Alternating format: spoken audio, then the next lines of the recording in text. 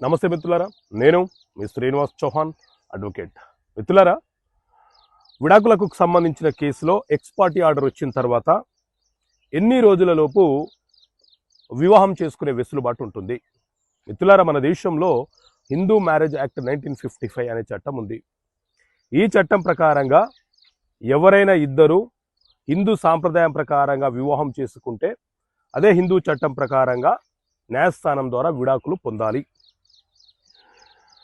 భార్యాభర్తలు ఇద్దరి మధ్య వైవాహిక జీవితం సరిగా లేనప్పుడు, వారు విడాకులకు ఫైల్ చేసుకున్నప్పుడు, భర్త న్యాయస్థానంలో విడాకులు కావాలని ఫైల్ చేస్తే భార్యకు నోటీసులు వెళ్ళిన తర్వాత భార్య కనుక స్పందించకపోతే భర్తకు ఎక్స్పార్టీ ఆర్డర్ విడాకులు న్యాయస్థానం విడాకులు మంజూరు చేస్తుంది.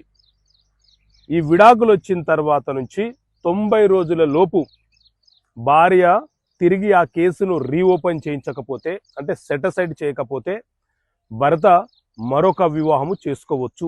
అప్పుడు ఆ వివాహము చట్టబద్ధమైనటువంటి వివాహం అవుతుంది.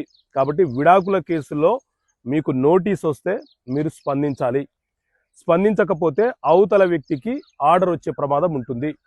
దానితో భార్యాభర్తలు ఇద్దరి మధ్య విడాకులు జరిగిపోయినట్లే. కాబట్టి తస్మత్ జాగ్రత్త. నోటీసులు వచ్చాయి కదా అని అడ్వకేట్ని పెట్టుకోకుండా నిర్లక్ష్యం చేస్తే మీరు నష్టపోయే ప్రమాదం ఉంటుంది. ఓకే మిత్రులారా, థ్యాంక్ యూ. జై హింద్.